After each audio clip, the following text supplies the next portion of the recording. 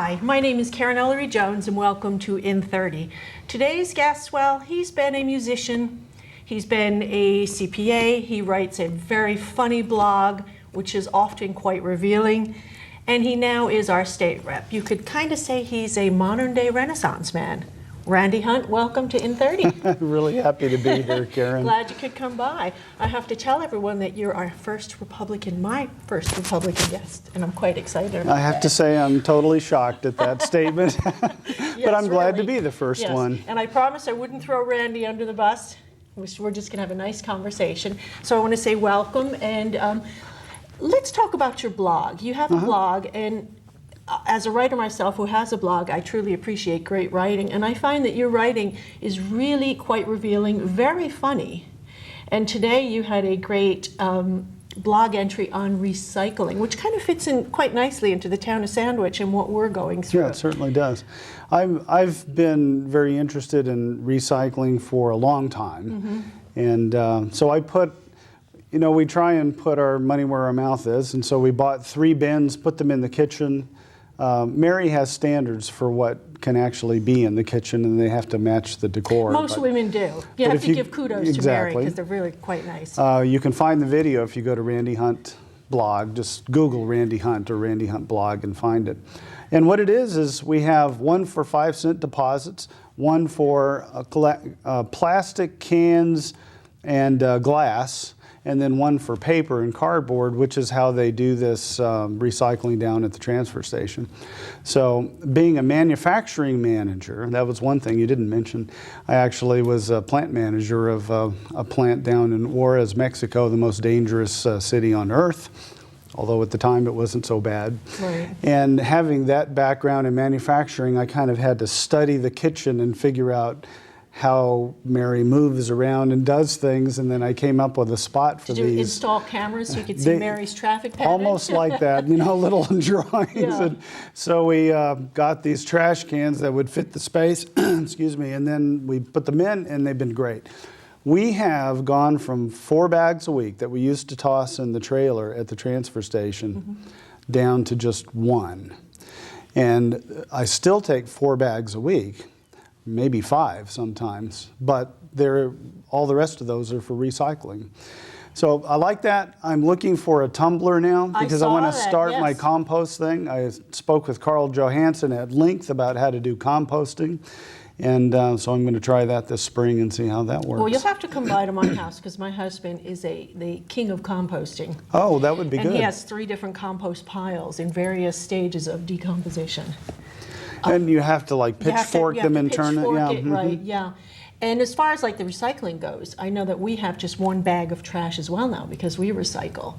And it's kind of nice that, you know, you just have the small bit of waste now as opposed to chucking 4 or 5 bags into the dump. You know, it's not so hard. It's not, no. And I've written about it a couple of times. I wrote about composting, and I actually, if you go to the blog, I do spend a lot of time when I write my pieces, even the funny pieces, to research things so that you can actually learn something from them.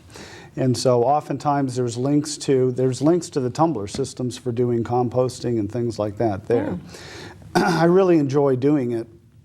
I probably started 2.5 years ago or so, and I had kind of stored up a few funny stories that I had written over the years, and then when this, you know, you get online for free, set up your blog, and just start doing it, it just was a natural. Yeah, and as I was perusing your blog, I found some great pictures of you. My favorite one is the RH Factor. Oh, your yes. Nice white, was it white? It was the Saturday Night Fever thing that we were doing. And I know we were trying to get a picture on so we could flash it up because it is priceless.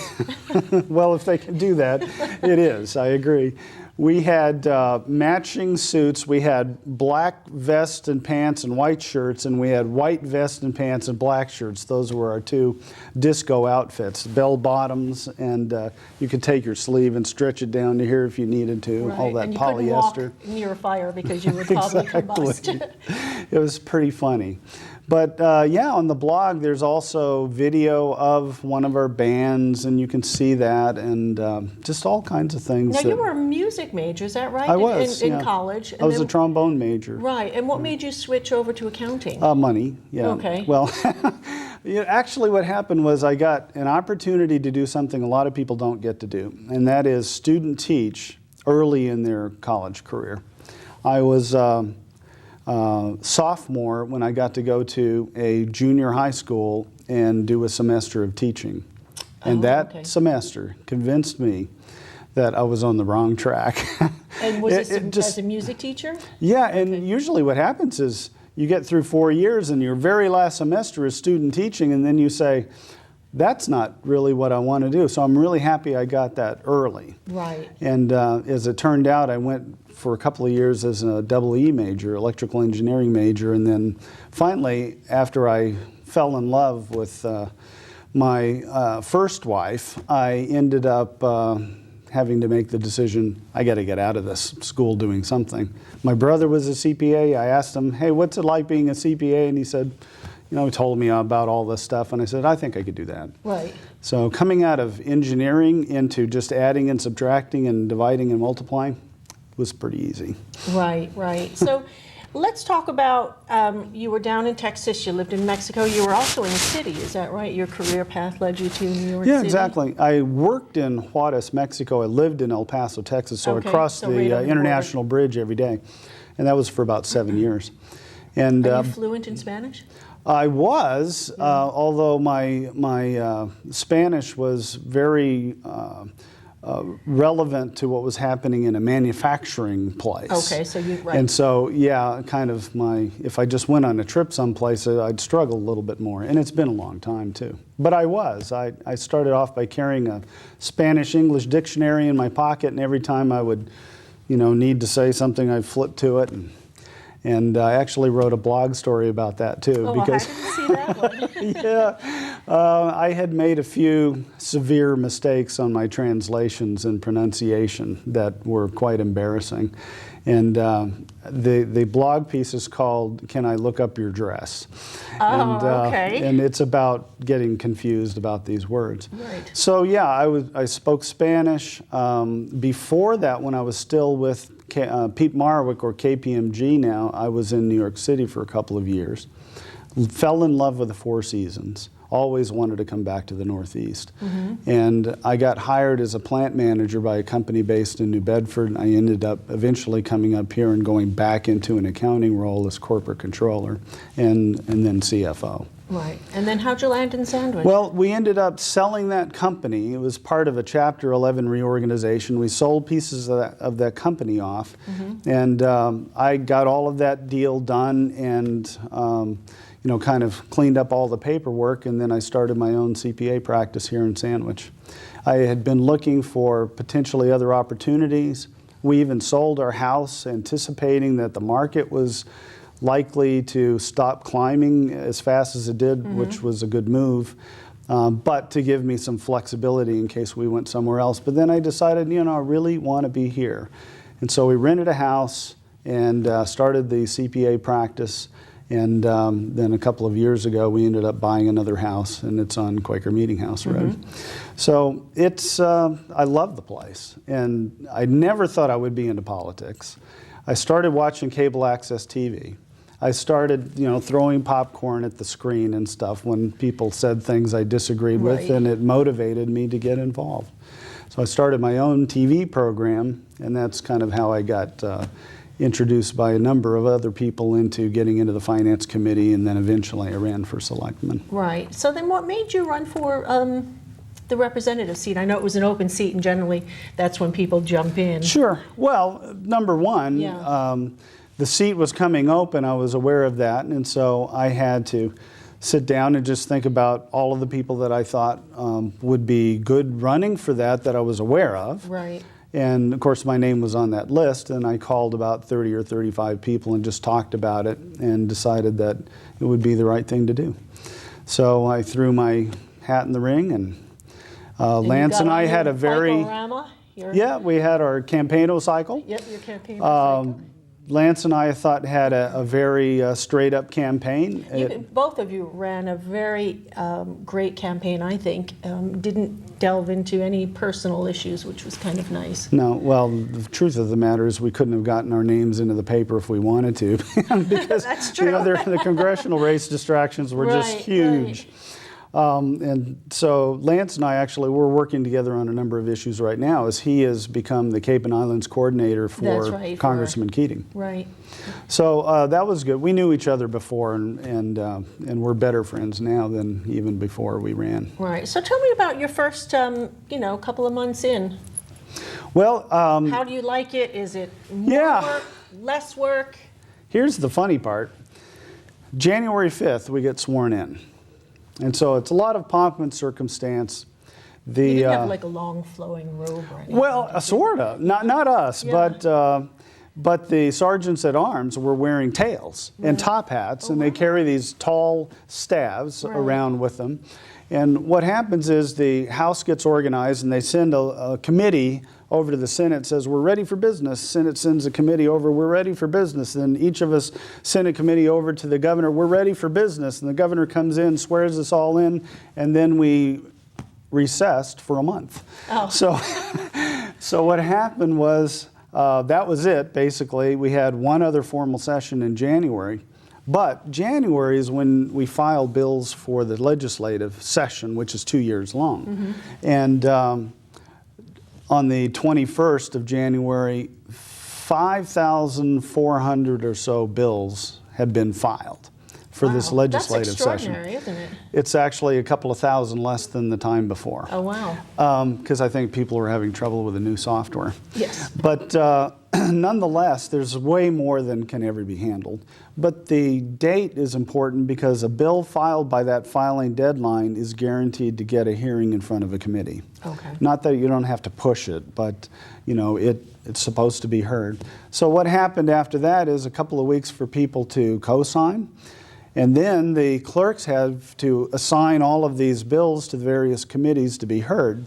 And so we're kind of in that period where the committees are forming, people are getting their new office space together, and soon I'll be meeting with my committees, which include 3, very relevant to Cape Cod, and 3 that I requested, by the way. Which committees are you on? First one is Elder Affairs. Okay.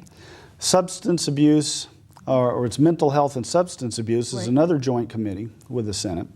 And the third one is telecommunications, utilities, and energy. Oh, and all 3 of those have very broad application to things that are happening on Cape Cod, clearly. And so I was very motivated on the mental health and substance abuse side because of the issues that we've had here. Right. And it's not only on Cape Cod, obviously, but we've had a lot of illegal trading in prescription drugs, OxyContin, things like that. The OxyContin and Heroin Commission, that was it was probably 3 years ago till about 2 years ago that it met and came up with 21 recommendations for what we could do to battle this. Mm-hmm. Not all of that's in place. I wanted to be part of the committee that would continue to hear bills to put some of these things in place and somehow get our arms around that issue, because it's a hugely devastating one for all of us on Cape Cod. Right, right. So where's your office? The office, here's one convenient thing. We're in the same office in the State House. Okay, as Representative Perry's. Right. Okay. And Scott Brown was in there before. It even has a window, which is not a freshman type of thing typically. But then, so we got that. That was nice right off the bat. And the district office is the same place. It's in Peter Conathan's building at 93 Route 6A, where Colombo used to do his dentistry. Okay, that building right there so by Tupper Road. Kept that same office, same phone number. So even if you have Jeff Perry's contact information, it's still good. You can still use that. Oh, and we kept Ben Nugent, who was my legislative aide, and he had been Jeff's for about 1.5 years. So the transition with constituent issues was very smooth. Right? Yep, Right. exactly. Okay, so let's talk about some of your legislative priorities. Mm-hmm. Well, I understand as a freshman that if I came in with... Does that make you feel young, saying that you're a freshman? Yeah, actually it does. It hasn't caused my hair to go the other way, but there's an advantage actually of having some gray hair and being a CPA and having some practical experience being there. Right. There are many of the new class of 40 or so who really are very young. So quite a number in their 20s, and a lot of them not much over 30.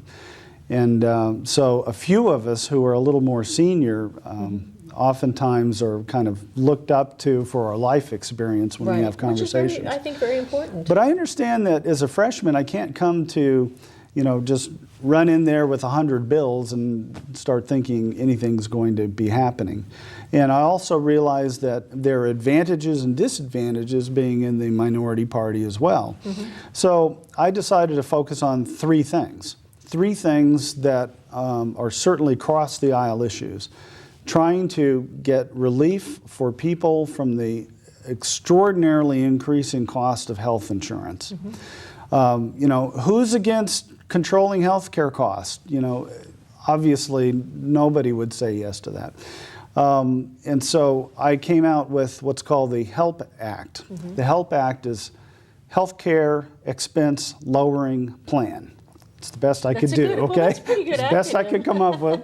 So the HELP Act, it simply suspends for a period of time the threshold against which health insurance policies are measured to determine whether they qualify. Right.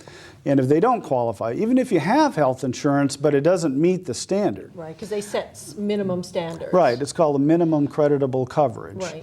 And if you don't meet that, then you'll pay a fine on your state income tax return. Even if you have insurance, you still... Even if you're covered. Okay. And so the HELP Act would suspend that for a while. Not as a solution, okay, just for relief. That's the point of it.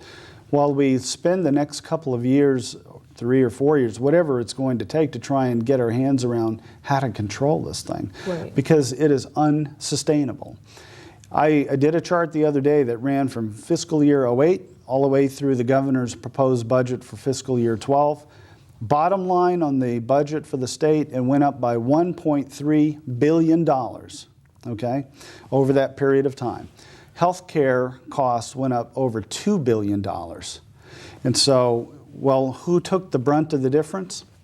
Public safety, local aid. You look at the chart, all the amounts that were cut were in public safety, local aid. And Right. local aid is particularly close to where I came from as a selectman, That's where the right. rubber meets the road. That just means less and less and less funding coming from the state. And, cities and towns don't have any options. They have to balance the budget. And so sometimes that means you're asking for overrides. In an economy like this, probably not the way to go. And so we end up cutting people. And, there's no other place to look at. So one of my highest priorities is protect the local aid. Right. And so in order to do that, we have to get our arms around the cost of health care, period. That is the number one problem for towns, cities, counties, and the state at this point. Right. And that's nationally. right, nationally. That Yeah, goes- absolutely. If you could ideally come up with a few solutions to the healthcare crisis as far as the financial costs and the ever-increasing costs, what would you do? I think we may be running down the right road from one respect. Across the 50 states, the average is that 17% of cases are dealt with at teaching hospitals. It's an interesting thing here. Boston's very famous for its teaching hospitals. 40% of our treatments are handled at teaching hospitals in Massachusetts. Before the connector came in, and Romney Care, whatever you want to call it, we were the highest cost in the country for premiums for health care. We're still the highest cost Right. in the country. We didn't fix that problem. And part of the issue is that people are going to do more or less routine diagnostic work at very expensive venues. Right, because so- the teaching hospitals charge more per... Absolutely. So there's a plan called an accountable, what do they call it? Accountable health plan or something like that. ACO, I think, is the acronym instead of HMO. And what it is that the insurance companies are saying, yeah, if you want to go to Mass General to get an MRI, you can do that, but you're going to pay $500 bucks. Right. And if you go to Shields, then we'll cover it for your normal deductible, that type of thing. So I think some of that steering mechanism makes sense to try and drive down the cost. Also, competition across state lines, which is a federal issue, would be very helpful because we literally used to have about 30 options for insurance in this state 20 years ago. Today there's 5. And that is not helping out. Just, you know, Economics 101 tells you when that scarcity of resources like that gets to be that way, price is going to go up. It's just a no-brainer on that. Well, but if you open the markets up, you still have to, I think, maintain some type of credible coverage. Well, with mandates. So yeah, I don't disagree with the mandate. That's fine. But what I do disagree with is that if everybody has a blue ribbon health care policy, then it's going to be cheaper for everybody. That's not true. We've proven that not to be the case. It doesn't work that way. A 25-year-old may not be so concerned about getting cancer. It's unusual for a 25-year-old to get cancer. So that person needs some sort of catastrophic coverage for that, but doesn't necessarily need some of the things that seniors need. And so the whole idea of a cafeteria plan, which came up many years ago, where you could kind of pick what works for you, is what we've abandoned here. And I think that's going the wrong direction. Okay. So, but I don't know exactly how we're going to solve this, and I'm really interested in being in there to help figure this out. Right. No, I wish I had the magic bullet, is I what think I'm everyone saying. does. Yeah. Representative Turner, Cleon Turner, has signed on. Is that right? Who else has signed on to your? Well, mostly Republicans. Okay. And Cleon did, yes, and that was reported in the paper. I have another bill that actually is an early adoption of a national health care policy, which is the subsidized insurance that employers have to provide. In our state, we have a 10-employee threshold. Right, yep. The national plan calls for 50. And I would like to early adopt that. Okay. So it would take the pressure off of small businesses, but combined with the HELP Act or something similar to that, there would be other options that people would go to, because you just don't want to throw them out on the street. Right. So if we could have it set up so that businesses could choose not to subsidize, but for the amount that the people are already paying, they could actually buy their plan and it works for them, then that would be a decent solution for the interim while we sort out the bigger issue. That particular bill has sign-on by a number of Democrats as well, including Sarah Peake. Right. Okay, so let's talk about the partisanship up on Beacon Hill. Are you finding that you're able to cross the aisle and talk to Democrats and actually get some work done? Without a doubt. Okay. If you went up there, you know, just to try and be a right-wing ideologue or a left-wing ideologue, that would be a problem. Right. I come up there from a practical standpoint. You know, I've been around for a while. I've run a small business. I was the CFO of a public company that was about $125 million in sales, so it was kind of small for a public company, but a reasonable sized business. And that experience is what I'm talking about. I want to bring things to the table that both sides are interested in. Everybody's interested in healthcare and trying to get the costs down and make it more effective. Right. So that's something that we can sit across the table and talk to. I talked to the new House Ways and Means chairman just this week, Brian Dempsey. Sorry, I was stretching for the name. And so we sat down and we went through these things. I showed him, you know, what we're looking at. I showed him that chart saying, you know, look, we're killing the cities and towns because of the healthcare. He's aware of that. We're on the same page on that. And my point is we need a little relief while we come up with a bigger solution, but I definitely want to be in figuring out what that better solution is. Right. So So I'm not having any trouble with talking to people across the aisle. Well, that's good, because I don't think anything gets done if people firmly, you know, set their feet in one camp and won't budge and won't. Well, the voters don't want that. No, absolutely. No, they want action, don't they? That's right. Tell me some of your other priorities. Well, the third one, because I said I wouldn't bring 100 bills to the table. Right. I brought 3 that I'm really pushing. The third one is kind of in a roundabout way. It's to get resources applied to ferreting out fraud, waste, and abuse. But I came from it from a CPA's angle. And my idea was, let's simplify the state income tax system. Mm-hmm. In a nutshell, take your federal taxable income, mm-hmm. multiply it times a percentage, and you're done. What would that do? It would allow every state return to be done in 5 seconds on a postage stamp. It's a little more complicated than that, but not much. And what it would also do is free up resources that the Department of Revenue has now for auditing these tax returns.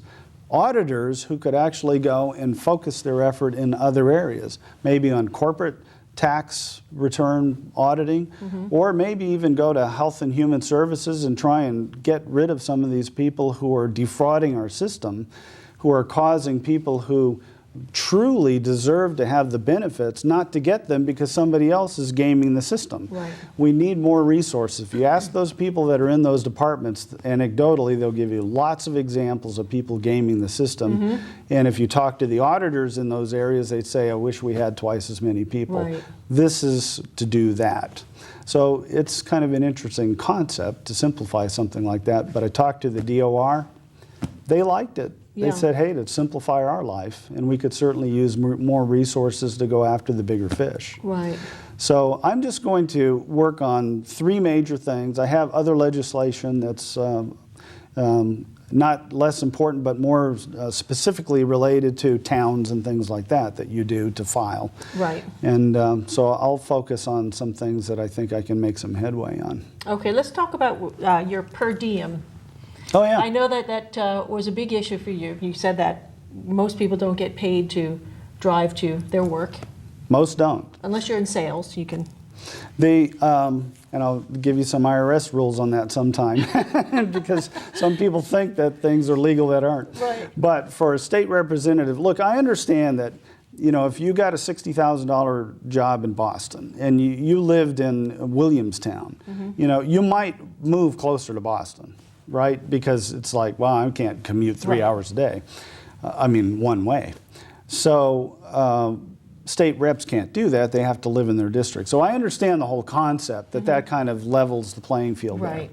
But Matt Pitta asked us in a debate, Lance and me, said, hey, you know, nobody gets paid for commuting, so why should you guys? And would you be willing to give that up? And I said, and so did Lance, that, well, I'm not going to not take it, but I will commit to take it and then turn it over to a charity. Mm-hmm. And so since then we refined that, and Matt Pitta and I are choosing one charity a month. We're alternating.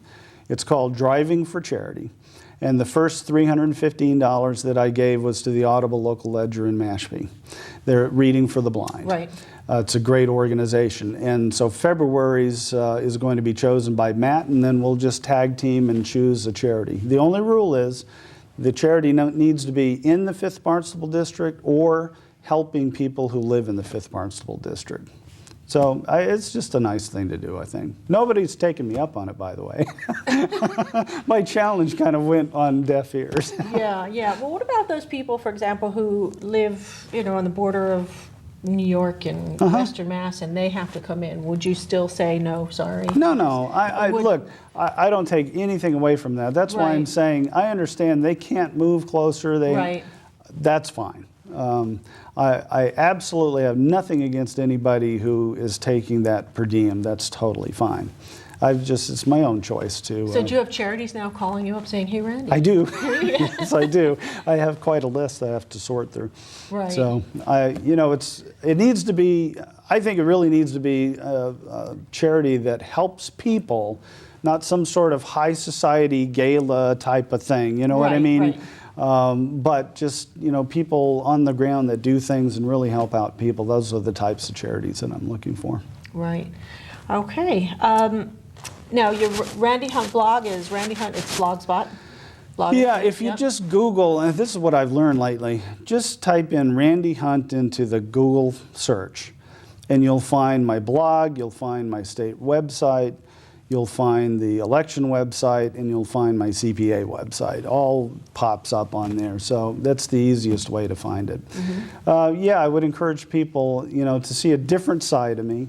There's lots of humorous stories, some elaborations, mostly true, on things that happened to me and my kids and that kind of thing. Right, and I read that you got your sense of humor from your mother. I did. She used to kid me like to no end, and I'm sure I picked that up from her. But she was just hysterical, and she was deadpan when she would say stuff to you, and so you didn't know if she was serious or not. And I've been accused of the same thing. Right, right. Now, were your parents creative? Where did you get your creative streak it from? skipped a generation as far as the music goes, for sure. My grandparents. Your kids do music. That is true. I have a son who's a music educator, and he's quite an accomplished drummer. My grandmother played guitar and organ. This is on my dad's side. My grandfather played fiddle, and they used to play it. This is down in Texas. They have the Friday night dances, and they'd be in the band and doing the whole hoedown thing. Right. And it seemed my parents had a difficult time playing the radio, so it kind of skipped a generation, and then I ended up being interested. Right. So it was just something that I picked up from the time I was a little kid. One of my brothers borrowed some kid's guitar for a while, and I used to sneak in, and he said, "Never touch this guitar." And of course, as soon as he was gone, I was in there plucking around on it. So I was kind of a self-taught guitar player, but actually became a lot more serious when I started playing bass and was a music major, played trombone and electric bass, and a little bit of stand-up too. Right. Any inclination to write a book? That's like the hot thing now where politicians are cranking out books. No, if you're asking if I'm looking to run for higher office, the answer is no. But you're right. I think it's a requirement now if you're going to run for anything. It seems like you have to write a book. Yeah, I thought about it from time to time. It's I don't know. I like short stories. Well, you could put a collection of your. You could, but you can go for free. You can Google Randy Hunt blog and just read it for nothing That's now, right. which is totally fine for me. Couple questions. Favorite movie of this year? Favorite movie, boy. What do you think's going to win the Oscar on Sunday? Okay, give me what the choices are here. True Grit. Yeah, didn't get to see that. The Fighter. Didn't see that. Oh, that's a great one. I'm sure it is. Black Swan. No, didn't see that. Beautiful. These things aren't out on DVD yet, are they? No. Okay, I'm going with a Fighter because I don't think it'll win, but I think it deserves. Oh, we did see that. We saw The Social Network. That was pretty cool. Don't you wish you were Mark Zuckerberg?